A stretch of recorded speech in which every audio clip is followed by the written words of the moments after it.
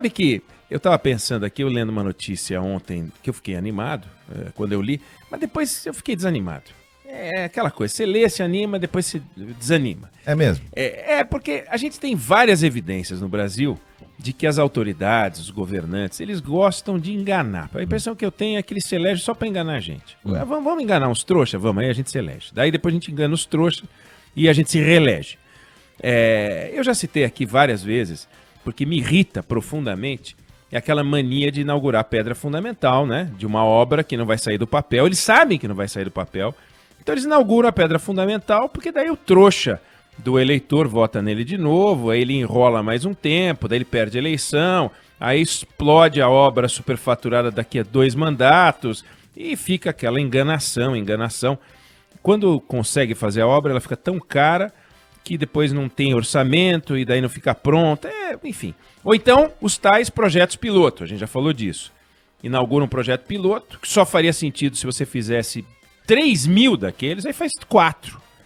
Enganação. E é irritante, aí ninguém mais escuta falar, fica tudo por isso mesmo, o sujeito usa na campanha, faz a imagem, enganação. Bom, ontem a gente testemunhou mais um exemplo de enganação, coisa feita pela metade. Eu estou falando de um acordo que não serve para nada, um acordo para inglês ver, que foi celebrado ontem no Supremo Tribunal Federal. Um acordo que juntou o Tribunal de Contas da União, a Advocacia Geral da União e a Controladoria Geral da União. Os 3 U's do Estado brasileiro assinaram um termo de cooperação técnica importantíssimo para mexer nos acordos que são fechados com as empresas cujos dirigentes cometeram algum ato de corrupção. Estava também o Ministério da Justiça. Por que eu digo que é uma enganação?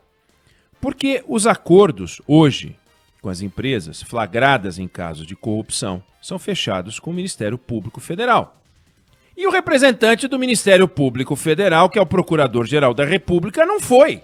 Quer dizer, se o procurador não assinou o acordo e são os procuradores hoje que conduzem as negociações, o acordo não foi até o momento reconhecido por aquele pedaço do Estado que conduz, muitas vezes de forma irresponsável, os acordos com as empresas, quebrando as empresas, destroçando as empresas, em vez de descontaminar as empresas e ajudar as empresas a se livrar dos vagabundos que estavam no seu comando e fortalecer as empresas. Bom, o Ministério Público Federal até diz que tem interesse na cooperação, mas está criando dificuldade. Resolveu que esse acordo só pode ser celebrado se sair um parecer da 5ª Câmara da Comissão de Coordenação da Revisão, não sei das quantas, que é o órgão deles de avaliar o acordo de leniência. Bom, enfim, o fato é, o Ministério Público não participou. E se o Ministério Público não participou, a solução encontrada, que é espetacular, junta todos os órgãos do Estado envolvidos em acordos de colaboração, em acordos de leniência, Tribunal de Contas, Advocacia Geral, Controladoria, Ministério da Justiça e Ministério Público Federal, criando aquilo que mais próximo a gente pode chamar de o Estado brasileiro. Para que uma empresa, quando é flagrada ou quando resolve fazer um acordo de leniência, pode ir em algum lugar, que é num órgão único, e sair de lá com um acordo de leniência, cumprindo as punições, pagando as multas que tiver que pagar, mas sem ficar naquela loucura que vai no Ministério Público Federal, o Ministério Público Federal começa a fazer o acordo, mas daí a AGU não aceita, aí o Tribunal de Contas não aceita, aí a Controladoria não aceita, vai na Controladoria, a AGU não aceita, o Ministério Público não aceita, e o sujeito fica andando feito barata tonta e não consegue fechar um acordo de colaboração. E o problema não é resolvido, é um lado maluco. E teve um lado circense até nesse ato, porque esse ato foi fechado no Supremo Tribunal Federal, sendo que o Supremo Tribunal Federal não pode assinar acordo. Então ele não assinou. Então ele não pode, o Supremo, nem o presidente Dias Toffoli tem alçada para falar pelos seus pares, nem a Constituição delega ao Supremo o direito de fazer acordo. Então se o Ministério Público, que não estava lá, resolver questionar na Justiça um eventual acordo celebrado por aqueles que estavam lá, vai dar caca. Então a gente está fazendo pela metade as coisas. Tempos atrás, o advogado paulista Antônio Carlos Rodrigues do Amaral, ele publicou um artigo na revista Veja tratando deste assunto, que é o acordo de leniência com as empresas. Parece uma bobagem. Acordo de leniência, nem sei muito bem o que é isso. Mas é o seguinte, ele lembrava nesse acordo, nesse artigo, que a força-tarefa da Lava Jato prestou um serviço inestimável, desvendou um esquema de corrupção importante envolvendo grandes empresas, foi um serviço importante, mas na prática você precisa resolver o que fazer com as empresas. Não dá para ter empresa pagando propina. Só que você desmontar e condenar os empresários não é o fim do processo. Você tem que saber o que fazer com as companhias. Que a Lava Jato tratava como se fossem organizações criminosas. Mas que organização criminosa? É a máfia que usa a empresa de fachada. E essas empresas não são empresas de fachada, elas existiam, né? Geravam centenas de milhares de empregos, representavam uma parcela expressiva do PIB, eram responsáveis por um segmento importante da economia que o Brasil tinha e que jogou no lixo, que é a infraestrutura brasileira. E o que fazer com essas empresas? Deixa de porta aberta, como se nós não tivessem feito nada, troca o controle acionário, fecha, enfim. Lá fora, nós já discutimos isso aqui até como exemplo, né? Lá fora, isso é levado muito a sério. Um dos casos mais famosos de corrupção de todos os tempos envolveu a Siemens AG, maior grupo empresarial da Europa, R$500 bilhão de faturamento, R$500 bilhão de faturamento anual. Um monstro. Essa empresa foi investigada e descobriram que entre 2001 e 2007 pagou bilhões e bilhões de reais em propina para um monte de país. E num monte de contrato. 2 anos de apuração, 200 advogados envolvidos. Ela foi condenada a pagar uma multa bilionária. A cúpula da empresa caiu. Teve gente que foi parar na cadeia. Mas ninguém pensou em fechar a Siemens, que está aí funcionando. 400 mil funcionários. Opera em quase 200 países. Quase todo lugar que tem. Onde tem país, tem Siemens. Pô. E como é que a Lava Jato tratou as empresas investigadas no Brasil? Assim, protegendo as empresas, afastando os funcionários envolvidos, os dirigentes envolvidos, tirando os donos envolvidos? Não. Quebrando as empresas. Tratando as empresas como aquilo que elas não são, organizações criminosas. Elas não são máfia.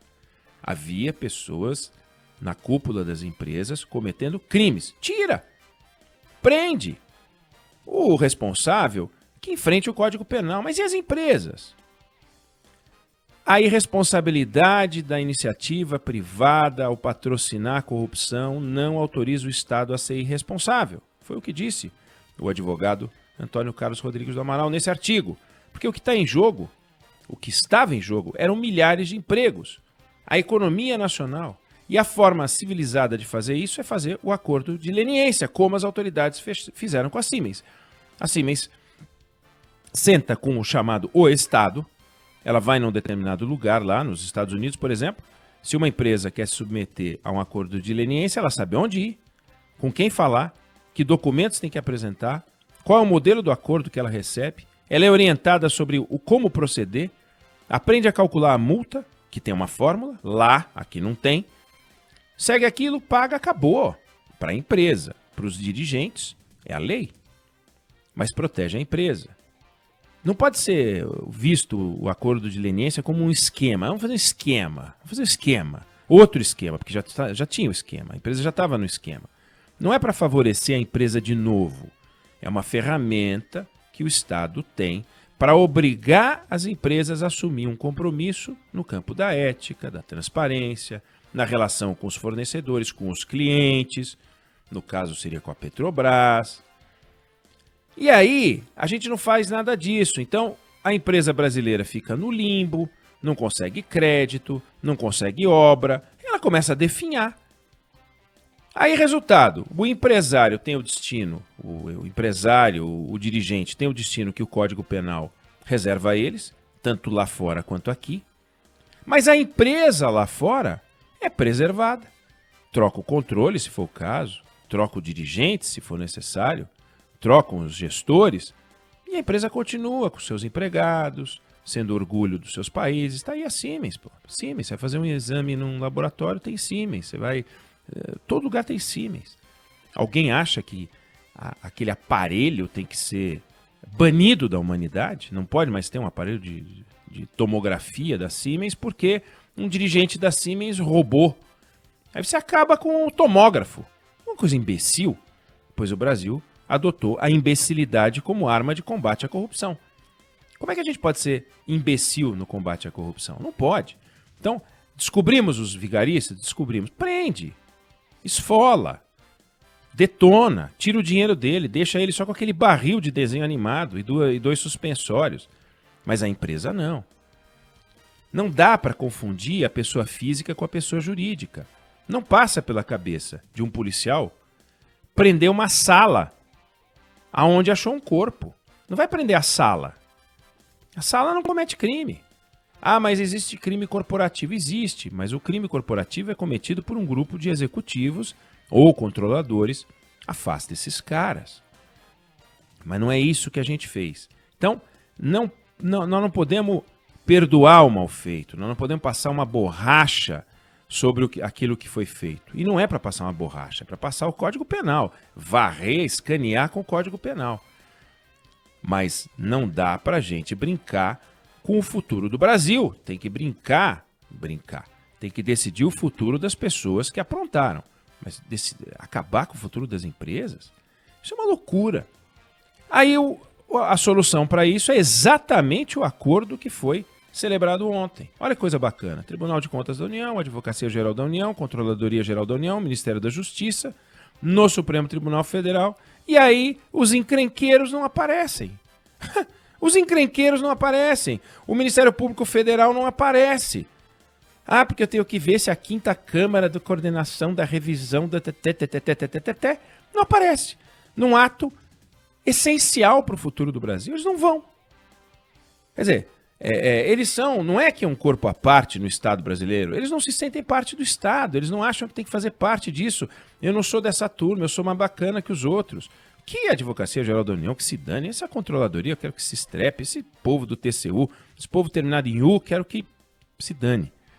E aí eu sou mais porque eu sou o Ministério Público Federal. É o dallagnolzismo, entendeu? Tá errado.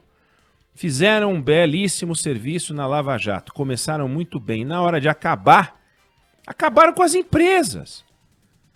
Acabaram com o setor empresarial inteiro. Tem cabimento um negócio desse? Onde eles entram, eles detonam. Não pode atuar como erva daninha. Não dá para fazer isso. Limpa. Mas não suja depois de limpar. Só limpa. E continua o trabalho de limpeza da empresa. Limpa a empresa, tira todas as impurezas. Mas não acaba com a empresa sob o argumento de que essas empresas são aquilo que elas não são. Dizer que a Odebrecht, Andrade Gutierrez, Camargo Correia, Queiroz Galvão eram organizações criminosas é uma irresponsabilidade. Agora, dizer que nessas empresas havia pessoas se organizando de forma criminosa, todo mundo assina embaixo. Ficou provado que o Marcelo Odebrecht era o chefe de uma quadrilha de pessoas que ocupava postos na Odebrecht. Tira os caras, pô. Coisa que foi feita. Tira o Marcelo Odebrecht, manda ele para casa. Mas botar o Odebrecht de 4? O que adianta fazer um negócio desse? 200 mil empregos, 150 mil empregos. Não pode fazer um troço desse. Então, ponto a ideia de fazer essa reunião, fazer esse acordo, bacana, muito legal, mas na linha da empulhação, do projeto piloto, da pedra fundamental, ficou o acordo para inglês ver, o acordo pela metade, o acordo que não serve para nada, o Ministério Público não assinou. Então é uma vergonha que o Estado brasileiro quer se organizar e não consegue reunir 4 órgãos, 5 órgãos, para sentar à mesa e assinar um acordo. Vamos fazer uma carta de intenção? Não assina. O Augusto Aras não foi. Porque ele sabe que lá dentro não adianta, ele não consegue. Então, péssimo o que aconteceu ontem, dentro de algo que poderia ser maravilhoso, que todo mundo quer, todo mundo espera, o meio empresarial quer. A sinalização que a gente dá para fora é um espetáculo. Olha, as empresas serão preservadas. Sempre as empresas têm que ser preservadas. Sempre. Troca todo mundo, mas deixa as empresas abertas.